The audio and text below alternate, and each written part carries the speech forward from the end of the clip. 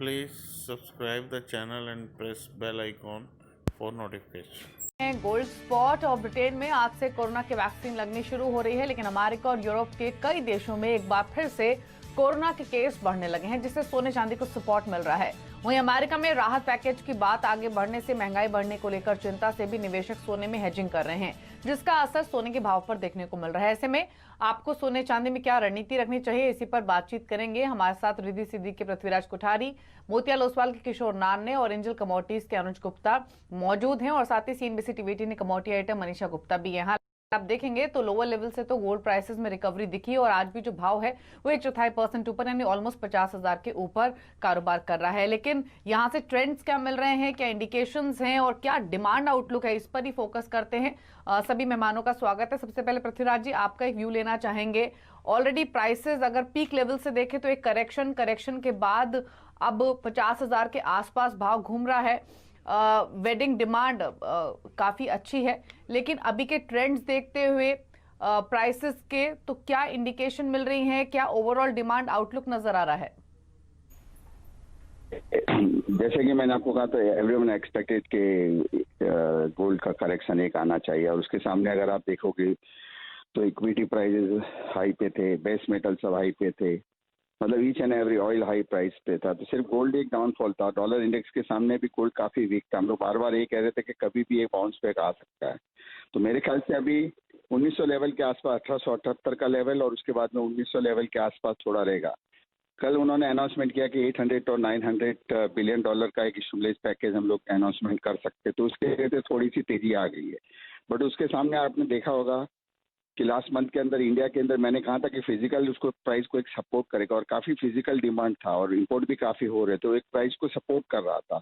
अब जब जैसे अभी प्राइस बढ़ेगा तो डिमांड यहाँ पे वीक होते जाएगी, और जनवरी, फरवरी और मार्च में बहुत कम शादियां है, उसके बाद सीधी शादियां अप्रैल मंथ में है, तो वो भी थोड़ी खरीदारी आराम से होगी। तो मेरे हिसाब से ओवरऑल थोड़ा बहुत प्राइस थोड़ा ऊपर जा सकता है, अगर जनवरी में नए प्रेसिडेंट यूएस के आते हैं और कुछ बड़ा अनाउंसमेंट और धमाका करते तो प्राइस मूवमेंट हाई होगी। पर लॉन्ग टर्म मैं बुलिश में हूँ, शॉर्ट टर्म थोड़ा भी और करेक्शन आ सकता है। जी, शॉर्ट टर्म में फिर किस तरह का करेक्शन आप आता हुआ देखते हैं? कहां पर एक स्ट्रॉन्ग सपोर्ट बनता हुआ नजर आता है? $110 के आसपास की मूवमेंट आ गई, तो 1850, 1840 नीचे में है, ऊपर में 1878 अगर ब्रेक करता है तो 95, $1900 आएगा। और आपसे भी जानना चाहेंगे किस तरह के मूव्स यहां पर सोने में देखने को मिल सकते हैं, क्योंकि जैसे कोठारी जी ने भी कहा कि सब जगह कुछ बहुत कंसोलिडेशन अब हमने बनते हुए देखी है, रिडेम्पशंस भी आते हुए देखी हैं, लेकिन सोने में अब तक दिसंबर में करीबन 5% तक की तेजी हम देख चुके हैं, और यहां से भी और बढ़त की उम्मीद अब की जा रही है। किशोर, ये सवाल आपसे है। या मनीषा सर, वीडियो में आगे बढ़ने से पहले डिस्क्रिप्शन बॉक्स में जो लिंक दिया गया है वहां पे क्लिक करके इंडिया के नंबर 1 ब्रोकरेज हाउस जीरोडा के साथ जुड़िए, जहां पे आपका ब्रोकरेज 0 लगेगा, और अगर लगेगा तो वो भी सिर्फ 20 रुपये इंटरडे ट्रेडिंग के लिए। I was not able to hear. मैं आपसे पूछ रही थी कि यहाँ से अब प्राइस मूवमेंट कैसी नजर आती है, क्योंकि दिसंबर में ऑलरेडी हमने 5% की तेजी सोने में देख ली है।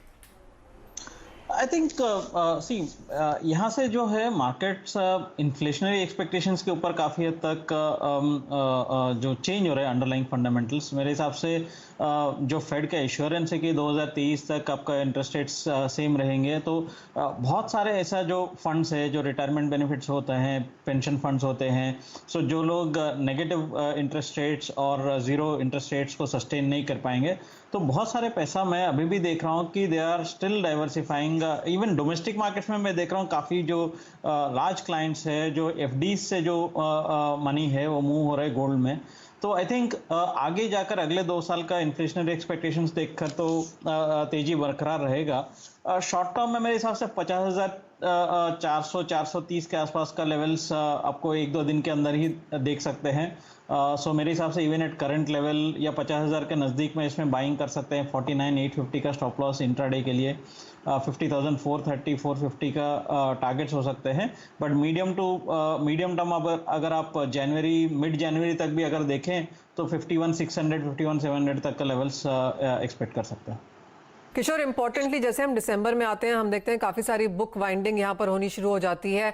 एम्फी का जो डेटा कुछ मिनट पहले आया था, उसके हिसाब से भी हमने इक्विटीज में रिडेम्पशन या म्यूचुअल फंड्स के थ्रू रिडेम्पशन काफी स्ट्रांग होते हुए देखी है।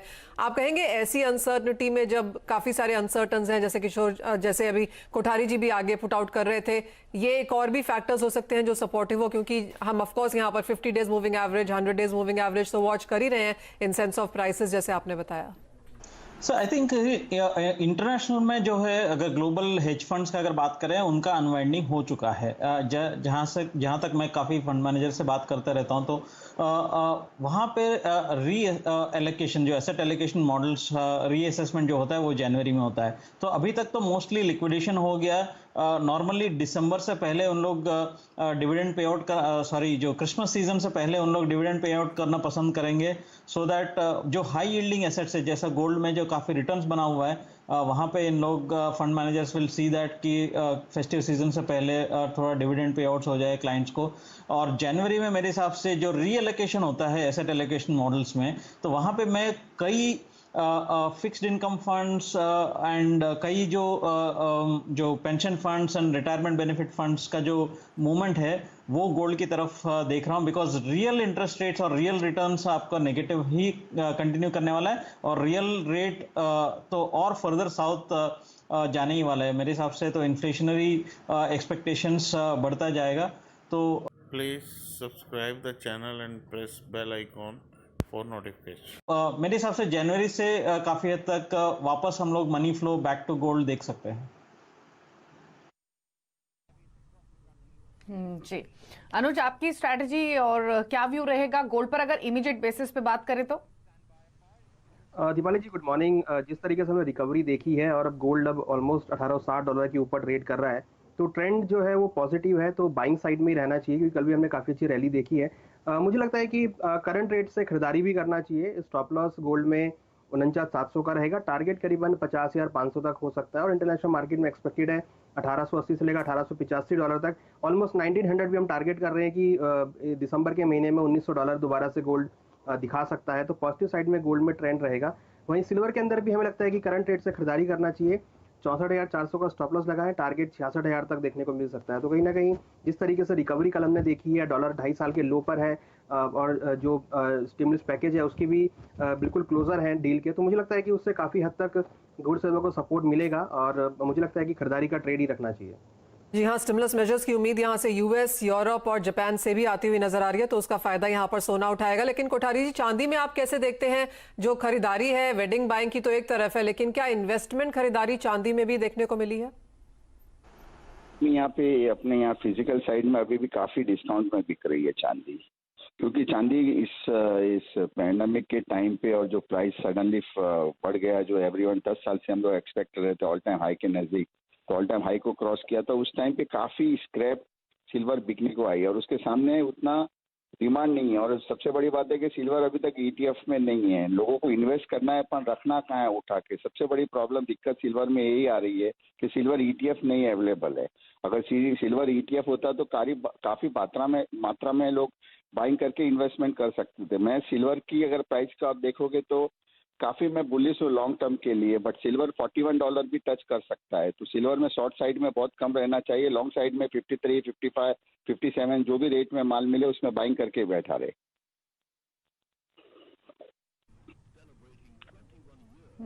जी किशोर, अगर प्राइसेस की बात करें या फिर एक रेंज की बात करें तो आपका व्यू क्या है? क्योंकि हालांकि भाव आज भले ही 65,000 के ऊपर है, लोअर लेवल से रिकवरी यहां भी हमने देखी है, बट अब यहां से फर्दर आउटलुक क्या है प्राइसेस के ट्रेंड को लेकर?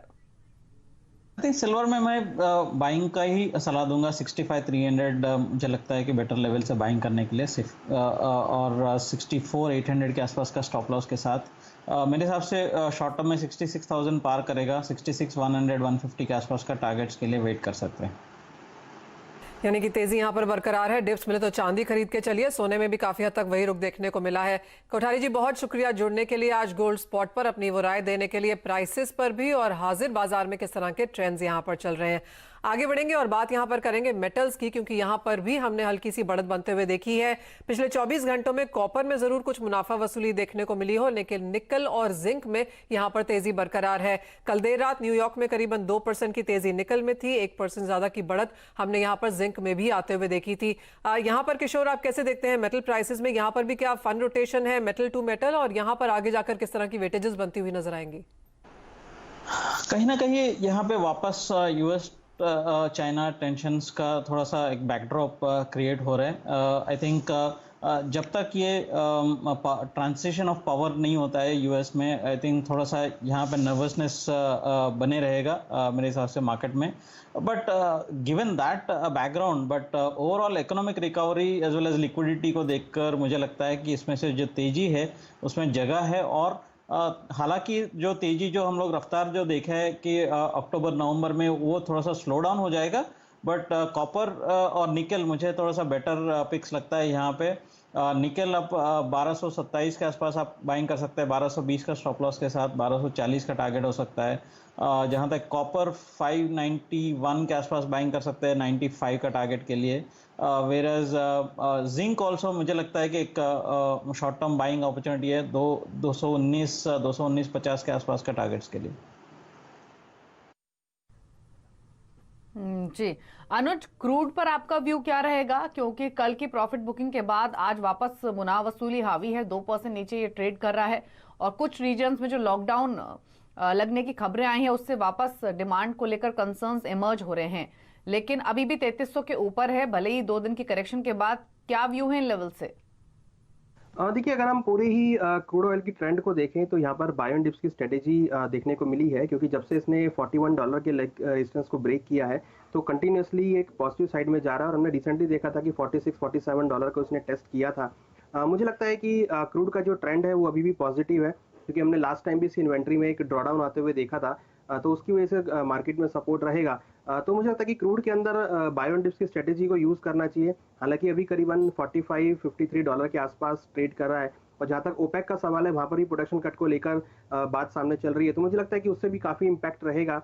तो क्रूड के अंदर अभी मुझे लगता है कि बाय का ट्रेड ही रखना चाहिए, करीबन 3320-3330 के आसपास बाय करके चले। 3250 का स्टॉप लॉस लगाएं, टारगेट 3420 तक देखने को मिल सकता है। मींस अगेन हमें लगता है कि $46 तक के लेवल WTI क्रूड में देखने को मिल सकते हैं। तो क्रूड में जो पैरामीटर्स है, जो ट्रेंड बना है वो पॉजिटिव है, फंडामेंटल भी साथ साथ सपोर्टिव है। हालांकि लॉकडाउन की वजह से कहीं ना कहीं हम देखते हैं कि एक डिमांड को लेकर क्वेश्चन रहता है, बट मुझे लगता है कि उसके अलावा जो ट्रेंड बना है वो अभी पॉजिटिव है, और जल्दी ही मुझे लगता है कि इसके अंदर एक अपसाइड मोमेंटम और देखने को मिलेगा।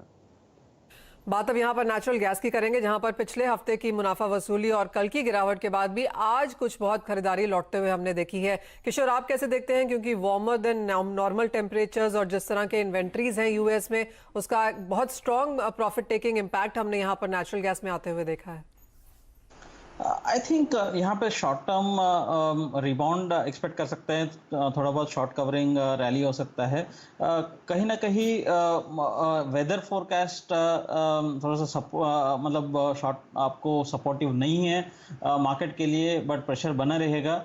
मेरे हिसाब से करंट लेवल से थोड़ा सा मतलब उछाला मिलता है तो ऊपर में बिकॉली करके चलना चाहिए, और अंडरलाइंग जो ट्रेंड है वो अभी भी डाउनसाइड का ही है मेरे हिसाब से। एनीथिंग क्लोज टू $2.55 के आसपास यहाँ पे इसमें बिकॉली करके चलना चाहिए। ठीक है, तो ये स्ट्रैटेजी नेचुरल गैस पर है, जो कि आज भले 1.5% ऊपर है, लेकिन उछाल पर बेचने का ही व्यू होना चाहिए।